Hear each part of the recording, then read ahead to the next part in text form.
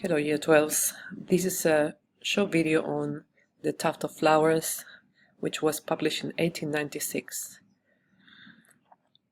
Okay, some general notes. The poem has a very clear narrative structure. It's a story, and the poet's thoughts are conveyed through the use of a soliloquy, or speaking one's thoughts to oneself, without really thinking about who's listening. One of the themes is the realization of fellowship or companionship with humanity, and this is brought about by a spiritual experience with nature. There is a clear change between the initial pessimism experienced by the persona and the eventual optimism that he reaches.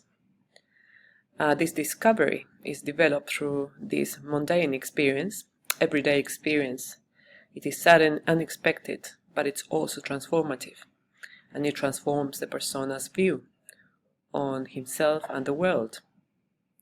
Please make sure you read the poem beforehand, because I won't be reading the poem line by line in this recording. So, looking at couplets 1, 2, 3, we can see that the time of the day is early in the morning. This man, a man, has left a mark in the grass. He's actually been mowing the lawn, and the persona walks in and discovers that this has happened. The discovery is a bit negative at the start. The structure is traditional in that it's an iambic pentameter. We have 5 feet. I went to turn the grass once after one, who mowed it in the dew before the sun. You can actually count the 5 feet in each of the lines. The couplets are rhyming, so one and sun, keen and seen, trees and breeze. This is used so that it conveys unity between all those ideas. The poet uses the past tense throughout, and that lends these few couplets a reflective tone. Now, a note on vocabulary: a whetstone is a fine-grained stone used for sharpening, cutting tools such as the scythe. Now, the scythe is a tool that was used to cut the grass at that time in a pretty much pre-industrial area, pre-industrial time, sorry. And this is one of the objects that are mentioned in the poem. That's a picture. Okay, couplets 4 to 6. You can see that there is a bit of a change, because the poet, the persona, is not by himself anymore. A beautiful butterfly appears. It is understood that the flower of the butterfly is also symbolic of his soul, his psyche. There is unity between what the butterfly is doing or trying to also seek and discover, and what the poet eventually gets to discover. Now, the man who had mowed the lawn before was alone, but because of the way that the process of grass cutting happened at that time, he was only the initial agent of how this happened.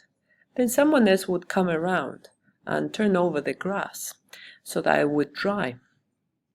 So here we see that the man is working alone, but also collaboratively with others to ensure that the work is finished. On a literal level, they need each other to complete the work. Now, we can see the assonance in mown and alone. The grass was all mown, and I must be as he had been alone. The elliptical pause there, alone, just before alone, shows that he feels isolated from what's happened. And then he reflects on it, and through the direct speech, as all must be, I said within my heart, whether they work together or apart, emphasizes his own reflection on relationships. They work together, but they might be apart. That's what he's thinking. However, the butterfly interrupts his thoughts, and we see the bewildered butterfly flies past. The alliteration is very clear in the two b sounds. Shows that the butterfly is actually trying to find flowers where to feed from, but she cannot find them, obviously because the grass has been mown. Now, as mentioned before, that profound discovery of the unity between butterfly and man is seen through what we call in literature anthropomorphism. It's a quite difficult word, anthropomorphism, but that means the attribution of human characteristics of behavior to a god, animal, or object. In these couplets, Frost effectively joins man and nature. Now it says here that seeking with memories grown dim overnight, some resting flower of yesterday's delight. It's both referring to what the butterfly is trying to do, and also in his own mind, he's trying to look for those memories, but he's unable to find his thoughts. What is he actually thinking about? And that is shown through that metaphor. Repetition, there we can see in as, and then in the last two lines there, emphasizes the poet's inability to remain focused on those thoughts. But then he comes back to his reverie. Juxtaposition about being alone but not alone is very interesting here, because again he's saying that he's alone, the other man's not there anymore, but he's actually in the company of the butterfly. So eventually something happens. The butterfly finds this tall tuft of flowers beside a brook. The profound discovery is shown here through the use of the butterfly's actions to lead him to a more spiritual type of discovery. The butterfly is used as a spiritual guide to lead him to a truth about humanity. Very distinct and rich visual imagery is used in these stanzas to show the butterfly's trajectory. A leaping tongue of bloom the scythe had spared, so it's talking about the tuft of flowers here. Beside a reedy brook the scythe had bare. The leaping tongue is a biblical allusion and refers to the Holy Spirit's arrival when Jesus died. This it symbolizes a new level of empowerment to the early church to do God's work.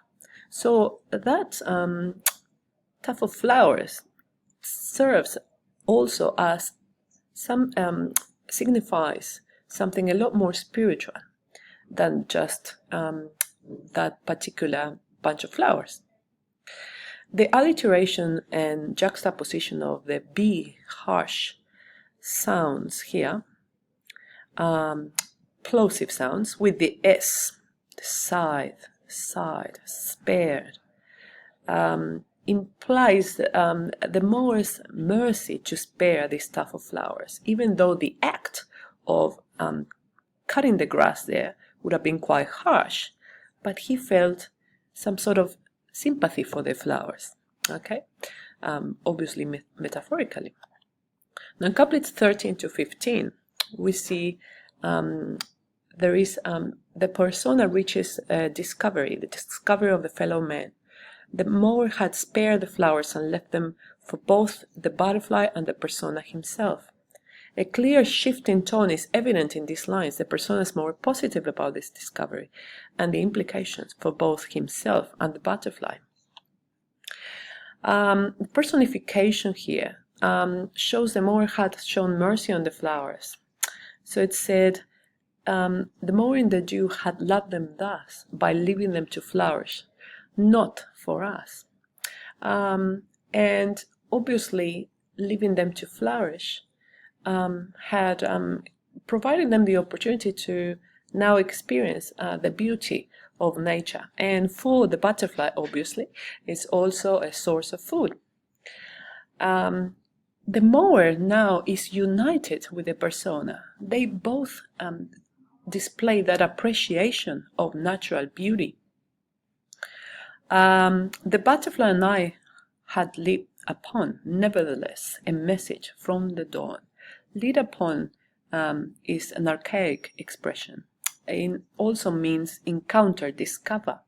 The moment of discovery is so joyful here, both for the butterfly and both the butterfly and, I think there's a mistake there, and the persona benefit from the discovery. The persona's interpretation of this encounter is quite meaningful and profound. So here we reach, there's a very rich auditory imagery here. Both the mower and the persona are obviously connected by that appreciation of beauty. And this discovery awakens the poet's senses. And he now starts hearing the beautiful birds singing, okay? That made me hear the awakening birds around and hear his long scythe even, the mower's scythe, whispering to the ground, and feel a kindred spirit of my own. Okay, so here it says that he's actually doesn't feel, I worked no more alone. He doesn't feel alone anymore. It conveys his acknowledgement that one does not work in isolation, but we all need each other. And this is a profound discovery he reaches. Okay? And above all, isolation can just be a state of mind and perception more than a reality. Now, these are the final two couplets, 19 and 20. And dreamy as it were, held brotherly speech with one whose thought I had not hoped to reach. Men work together, I told him from the heart, whether they work together or apart. These are very famous lines in this poem. So here we can see the two men working together. The poet now recognizes he's not alone, but he has a close companion by his side, someone he can metaphorically share his views with, so he can actually talk to him.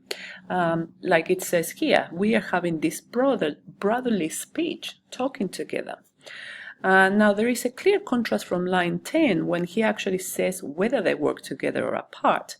He's quite negative then about perhaps working apart, but now the men work together. That idea is introduced there, making his declaration an affirmation of the companionship between men.